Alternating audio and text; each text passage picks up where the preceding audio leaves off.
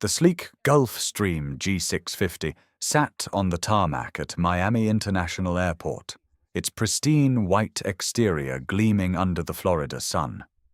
A small placard near the boarding stairs read, "Skyline Charter Services," one of the most exclusive private aviation companies in the Southeast. What none of the crew knew was that this particular aircraft was owned by Williams Aviation Holdings, a conglomerate that held a 60% stake in Skyline Charter itself. Dr. Kendra Williams stepped out of a modest black sedan, her appearance deliberately understated.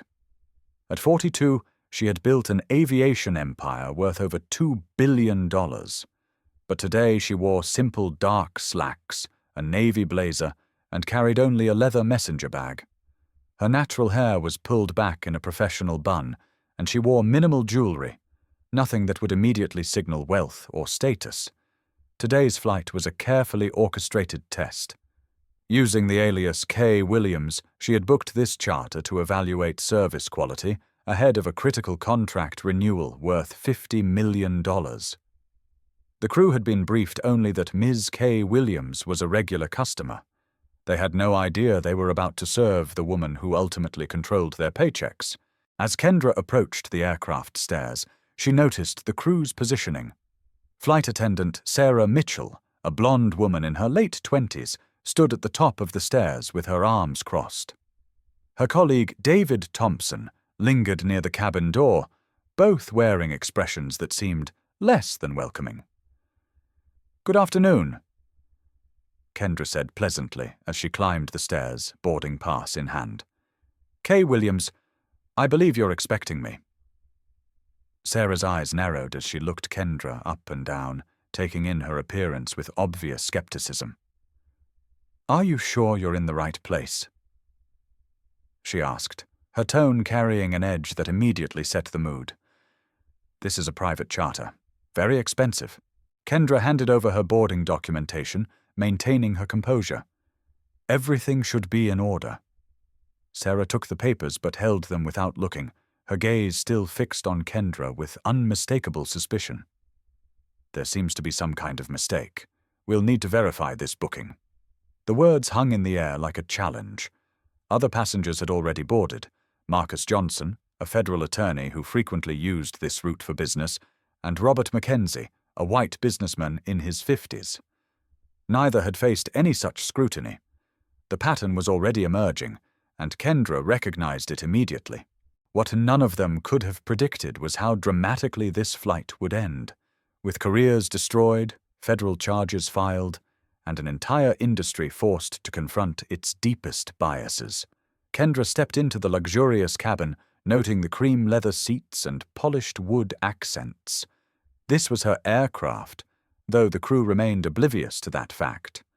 She moved toward her assigned seat with calm dignity, her movements precise and controlled.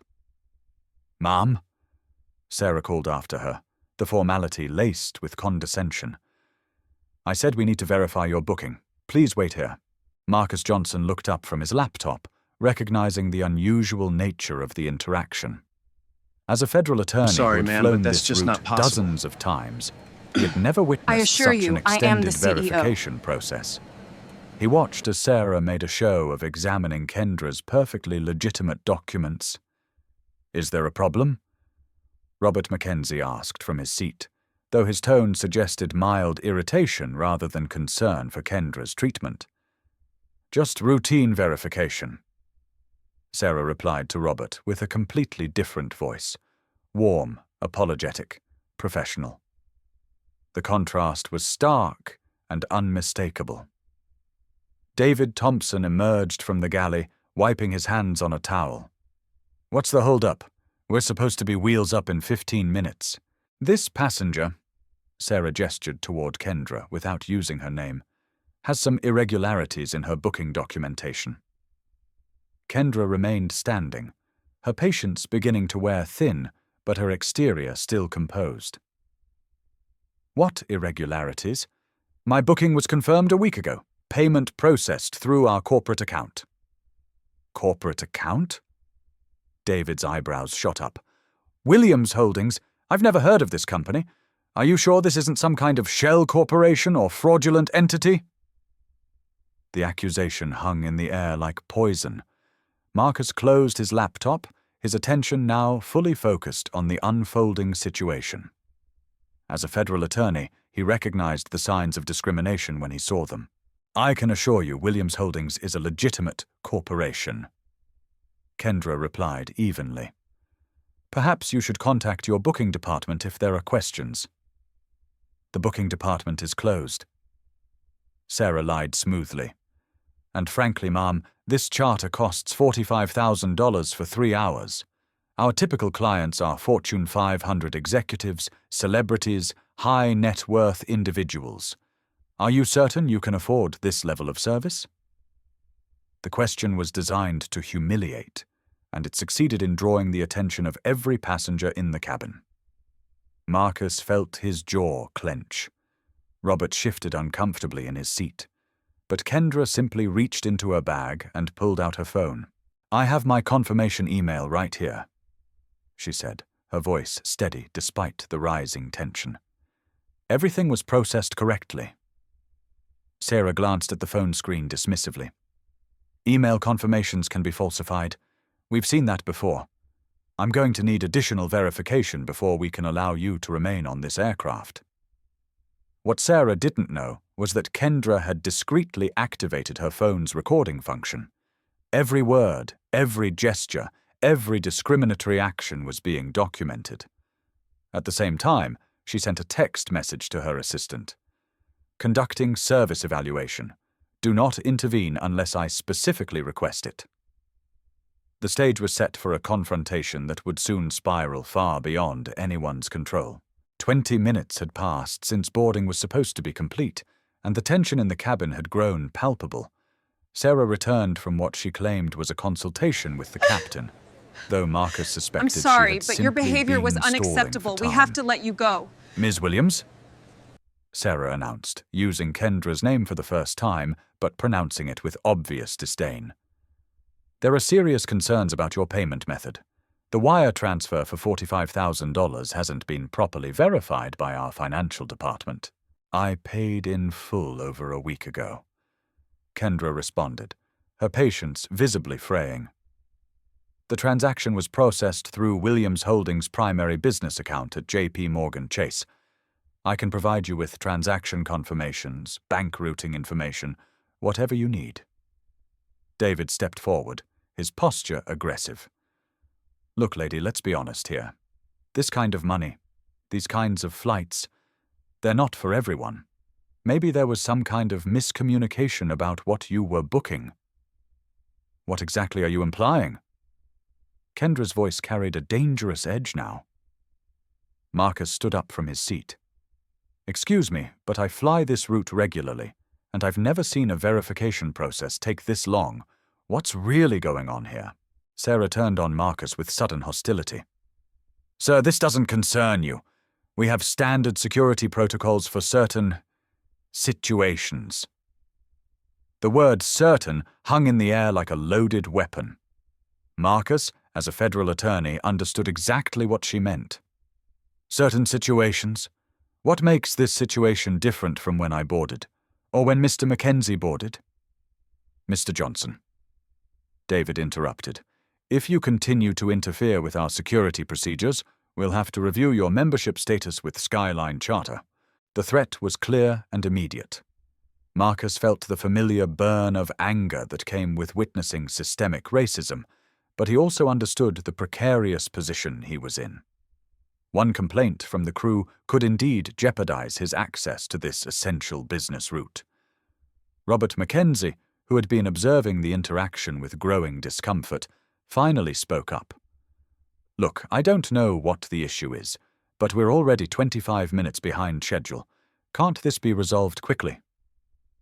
We're working on it, Mr. Mackenzie, Sarah assured him, with the same warm tone she had used earlier. We just need Ms. Williams to provide some additional documentation to clear up this confusion. What additional documentation?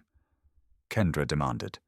I've provided my passport, my boarding pass, my payment confirmation, and my identification. What more do you need? Well, Sarah said, drawing out the word. "We need to verify that you're actually authorized to use the Williams Holdings corporate account. For all we know, you could be an employee using company funds without permission." The accusation was outrageous, and everyone in the cabin knew it. Marcus opened his mouth to object, but caught himself. He was walking a tightrope between speaking out against injustice and protecting his own professional interests. Kendra checked her watch. She had been planning to reveal her identity in a controlled manner, but the crew's behavior was escalating beyond what she had anticipated. She sent another text message. "Situation developing. Stand by for Protocol Alpha." The countdown had begun, though no one else in the cabin realized it yet. The atmosphere in the cabin had shifted from uncomfortable to openly hostile. Sarah seemed determined to escalate the confrontation, perhaps believing that public humiliation would force Kendra to simply leave the aircraft. "Ladies and gentlemen," Sarah announced to the cabin, her voice carrying to every passenger, "I apologize for the continued delay. We're dealing with a security situation that requires our immediate attention." The announcement was deliberately inflammatory, designed to turn the other passengers against Kendra. Every eye in the cabin focused on her, and she felt the familiar burn of being made a spectacle. "Ms. Williams," Sarah continued, her voice now loud enough that people in other sections of the aircraft could hear. "We have reason to believe that you've used fraudulent payment methods to obtain this booking. Credit card fraud and identity theft are serious federal crimes." Marcus shot to his feet. "That's an outrageous accusation. What evidence do you have?" "Sir, please remain seated." David barked at Marcus. "This is a security matter, and we need to handle it appropriately." Robert Mackenzie shifted uncomfortably in his seat, clearly wanting to distance himself from the drama. "Is this really necessary?" he asked weakly. "Mr. Mackenzie, we take security very seriously," Sarah replied, her tone respectful and apologetic when addressing the white passenger. "We appreciate your patience while we resolve this matter." The differential treatment was so blatant that even Robert seemed to recognize it. But Kendra was the one bearing the full weight of the humiliation, standing alone in the center of the cabin while accusations flew around her. "I'll cooperate with any reasonable security measures," Kendra said, her voice steady despite the adrenaline coursing through her system. "But I want to be clear that these accusations are completely baseless." "Baseless?" Sarah laughed, the sound sharp and mocking. "We ran a preliminary background check on Williams Holdings. The company doesn't appear in our corporate database." It was a blatant lie. Williams Holdings was one of the largest privately held aviation companies in the United States, with operations spanning 3 continents. But Sarah was gambling that Kendra wouldn't be able to prove it immediately. "That's impossible," Kendra replied, her composure beginning to crack slightly. "Williams Holdings has been in operation for over 15 years. "Ma'am?" David stepped closer, invading her personal space. "If you don't start cooperating with our investigation, we're going to have to call airport security. They can sort this out properly." "Investigation?" Marcus couldn't contain himself any longer. "What crime do you think has been committed here? She's shown you valid identification and payment confirmation. What more do you want?" "What we want," Sarah said, turning on Marcus with renewed aggression, "is for passengers to mind their own business and let us do our jobs, unless you want to be removed from this flight as well." The threat silenced Marcus, though his hands were clenched into fists at his sides. He understood that he was witnessing a travesty, but he also knew that any further intervention could jeopardize his own position. "I need to search your belongings," Sarah announced, reaching for Kendra's messenger bag. "Security protocols require us to verify that you're not carrying anything that could pose a threat to the aircraft or other passengers. You need a warrant for that," Kendra said firmly, pulling her bag away. "Not on a private aircraft," Sarah shot back. "This is our property, and we have the right to ensure the safety of our passengers and crew." Don't tell me what I can and can't do." Sarah snapped, her professional facade finally cracking completely. And then it happened.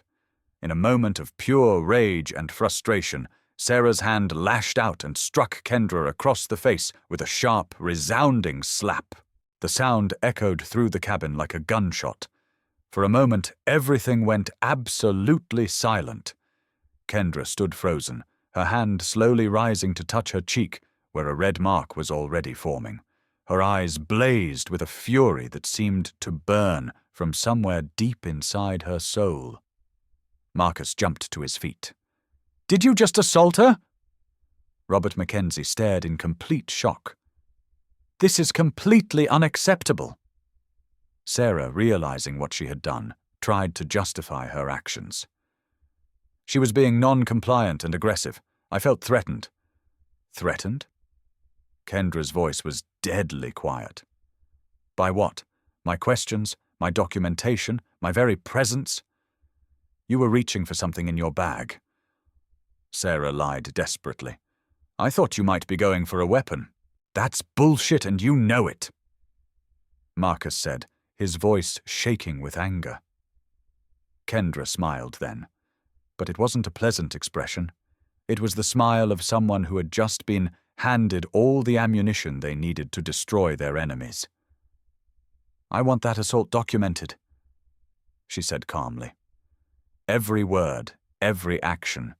You just made the biggest mistake of your career, Sarah Mitchell. It's your word against mine." Sarah replied, though her voice lacked conviction. Kendra's smile widened. "We'll see about that." She discreetly checked her phone. The recording was still running, and she had already received a response to her earlier message. Protocol Alpha was ready to activate. All she needed was 2 more minutes. The immediate aftermath of the assault created chaos in the cabin. Marcus had his phone out, dialing 911, while Sarah desperately tried to regain control of the situation. "Hang up that phone!" Sarah shouted at Marcus. "Private aircraft aren't under local jurisdiction for security matters." "I'm reporting an assault!"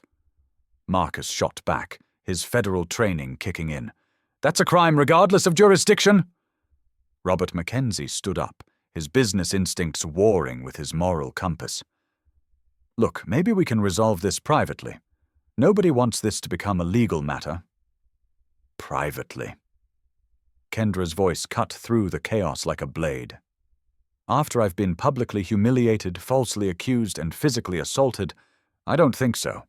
David Thompson tried to play peacemaker, though his efforts only made things worse. "Everyone just needs to calm down. There's been a misunderstanding." "Misunderstanding?" Marcus was practically shouting now.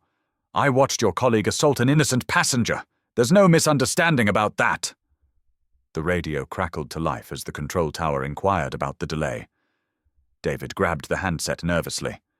"Skyline Charter 847, minor passenger issue. We're resolving it now." But things were far from resolved. Other passengers in the rear cabin had heard the commotion and were craning their necks to see what was happening. Someone had started recording video on their phone. Sarah was spiraling, her authority completely undermined. "Look, maybe emotions ran high. We can discuss this like adults. Adults don't assault people for asking questions." Kendra replied, her voice ice-cold. "Adults don't racially profile passengers. Adults don't lie about company policies." The words racially profile seemed to hit the cabin like a physical blow. Robert Mackenzie winced visibly. Marcus nodded grimly. Even David looked uncomfortable. "I never said anything about race," Sarah protested, but her voice was weak. "You didn't have to," Kendra replied. "Your actions spoke loud enough." Marcus was still on his phone, now speaking to his office. "Federal Attorney, bar number 447821. I need to report a civil rights violation and assault on aircraft N741SL. Sarah's eyes went wide as she realized the full scope of what was happening. Not only was she facing assault charges, but federal civil rights violations carried serious penalties. "Please," she said, her voice beginning to crack. I have a family. I need this job. You should have thought about that before you let your prejudices control your actions, Kendra said without sympathy. David was getting multiple calls now, from management, from the corporate office, from people demanding to know why their flight was delayed. His hands were shaking as he tried to field the inquiries. What do I tell them? He asked Sarah desperately. Tell them the truth. Kendra said, checking her phone again. Tell them their crew just assaulted a passenger. The countdown was almost over. In 60 seconds, everything would change. Marcus was documenting everything, speaking clearly into his phone. Time of incident, 3:47 p.m. Eastern, witnessed by multiple passengers. Physical assault clearly visible. Sarah was crying now, the weight of her actions finally sinking in. I'm sorry, she whispered. I'm so sorry. Sorry doesn't undo the assault, Kendra replied. Sorry doesn't undo discrimination. And then her phone buzzed with a single message. Protocol Alpha activated. Full disclosure authorized. Kendra stood up slowly, her bearing completely transformed. Gone was any trace of the humble passenger. In her place stood someone who radiated authority and power. Ladies and gentlemen, she said, her voice carrying to every corner of the cabin, I think it's time you all knew exactly who you're dealing with. The captain's voice suddenly crackled over the intercom, cutting through the tension like a knife. Ladies and gentlemen, we have an urgent communication from Williams Aviation Holdings corporate headquarters. Sarah and David froze, their faces draining of color. The name Williams Aviation Holdings was familiar to anyone in the charter aviation industry. It was one of the largest aviation conglomerates in North America. The CEO of Williams Aviation Holdings is requesting an immediate conference with the cabin crew. The captain continued, his voice tight with concern. CEO Williams? Sarah whispered, her voice barely audible. But that's impossible. Kendra reached into her messenger bag and pulled out a corporate identification badge, holding it up for everyone to see. The badge was unmistakable. A high-security corporate ID with her photograph and the title Chief Executive Officer, Williams Aviation Holdings. Hello, Sarah, Kendra said, her voice now carrying the full weight of executive authority. I'm Dr. Kendra Williams, Chief Executive Officer and sole owner of Williams Aviation Holdings, including the parent company that owns 60% of Skyline Charter Services. The silence in the cabin was deafening. Marcus let out a low whistle. Holy shit, he muttered, then caught himself. Sorry for the language, Dr. Williams, but this is incredible. Robert Mackenzie's jaw dropped as recognition dawned. Williams Aviation Holdings. You're the woman who revolutionized sustainable aviation fuel. You were on the cover of Forbes last year. Sarah was staring at Kendra as if she were seeing a ghost. That's not possible. You can't be... Can't be what? Kendra's voice was sharp as steel. Successful? Wealthy? Black? The owner of the company that ultimately signs your paychecks? Sorry, ma'am, but that's just not possible. Kendra opened her laptop and I logged assure into you, the I am the aircraft management CEO. system with her executive credentials. The screen immediately displayed real-time flight data, crew schedules, passenger manifests, and financial records. The aircraft's tail number, N741SL, was clearly listed as part of the Williams Aviation Holdings fleet. This aircraft, Kendra said, turning the laptop so everyone could see, is owned by Williams Aviation Holdings, purchased 18 months ago for $42 million, leased to Skyline Charter under a management agreement that I personally negotiated. David Thompson was visibly shaking now. We didn't know. If we had known, if you had known, you would have treated me differently? Kendra interrupted. That's exactly the problem, David. That's precisely why I was conducting this evaluation anonymously.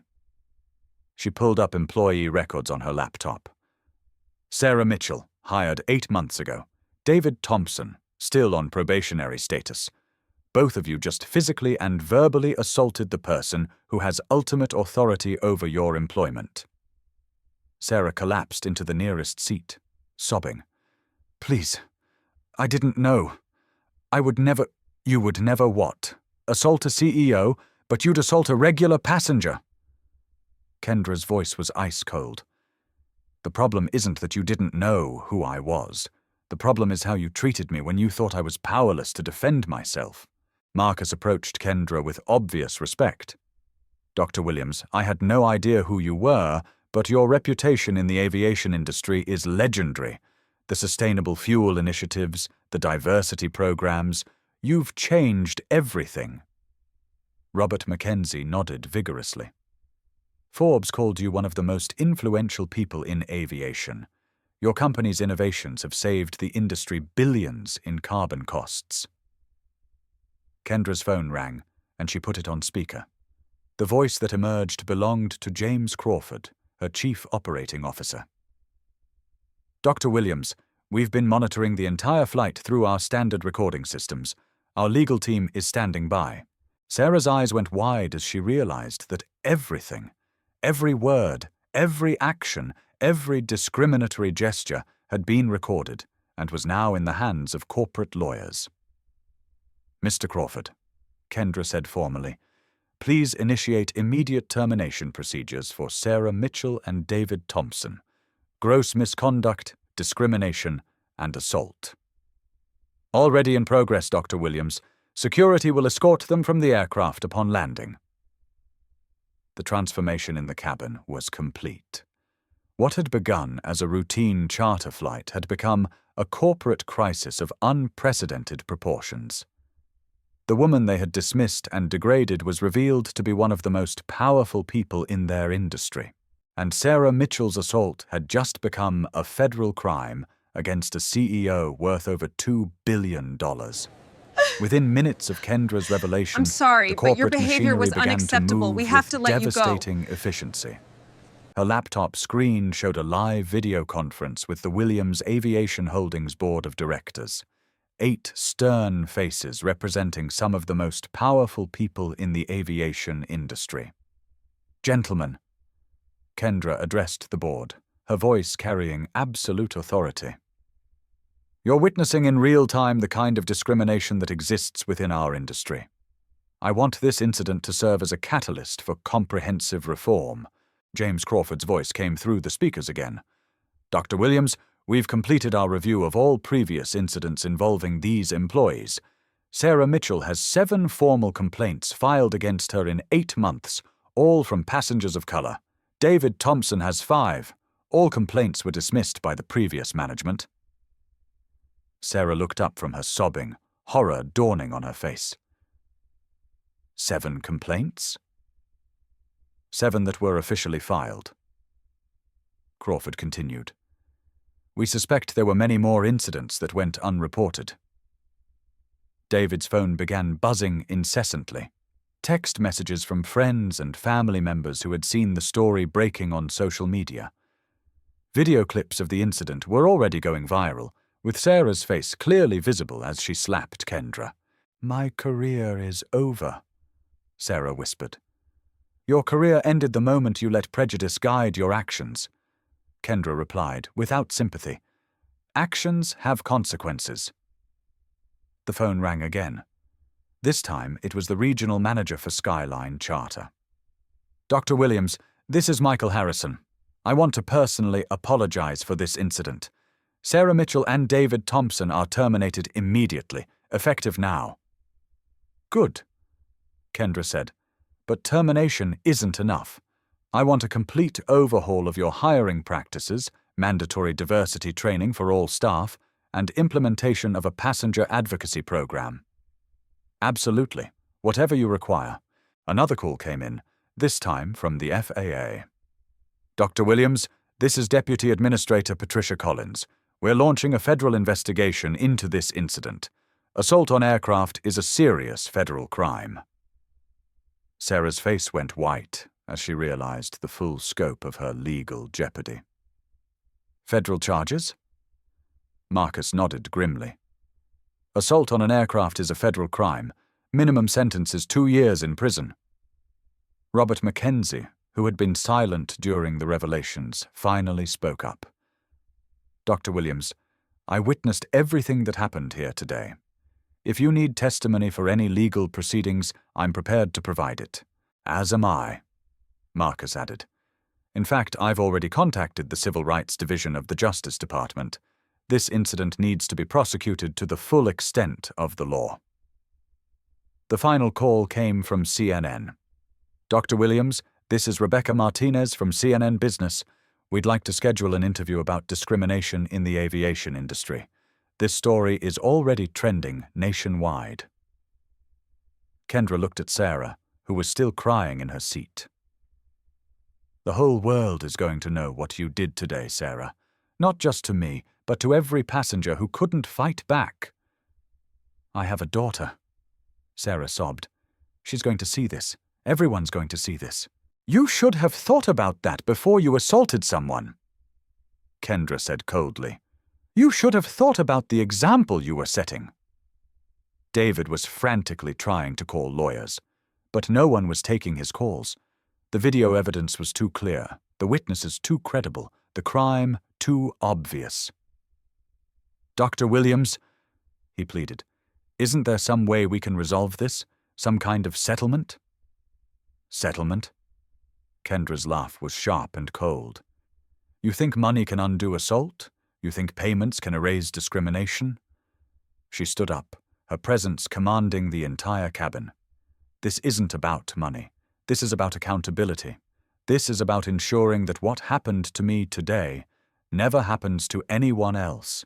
The aircraft finally began to taxi toward the gate, but for Sarah Mitchell and David Thompson, the journey was just beginning.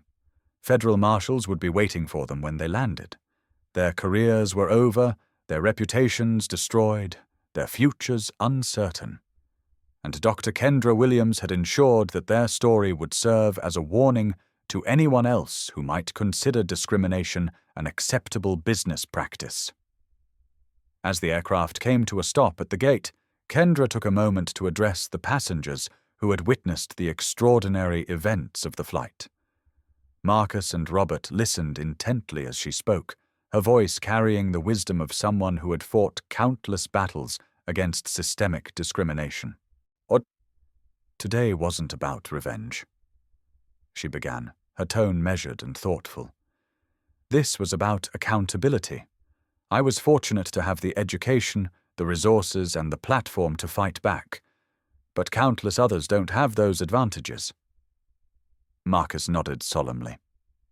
Dr. Williams, what happened today was a masterclass in how to handle discrimination with dignity and strength. Discrimination exists at every level of our society, Kendra continued, from commercial airlines to private jets, from corporate boardrooms to customer service counters. It's systemic, it's pervasive, and it's unacceptable. Robert Mackenzie, who had been largely silent during the incident, spoke up. Dr. Williams, I have to admit, I didn't fully recognize the severity of what was happening at first. I'm ashamed that I didn't speak up sooner. Recognition and learning are important, Mr. Mackenzie. Kendra replied. Allyship isn't about being perfect. It's about being willing to grow and to take action when you see injustice. Through the aircraft windows, they could see federal marshals waiting on the tarmac. Sarah and David would be taken into custody immediately upon deplaning. The consequences of their actions were about to become very real.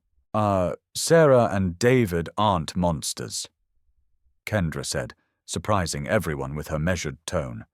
They're products of a culture that failed to educate them properly. My anger isn't directed at them as individuals, but at the systems that enabled their behavior. She looked directly at the camera that Marcus was using to document the aftermath. Williams Aviation Holdings will lead by example. We're implementing comprehensive diversity training, passenger advocacy programs, and a zero-tolerance policy for discrimination. We'll set new standards for the entire industry. This incident was painful, but it was also necessary. She continued, sometimes you have to experience discrimination personally to fully understand its impact. Now I understand what my customers of color face every day. The aircraft door opened, and federal agents began boarding.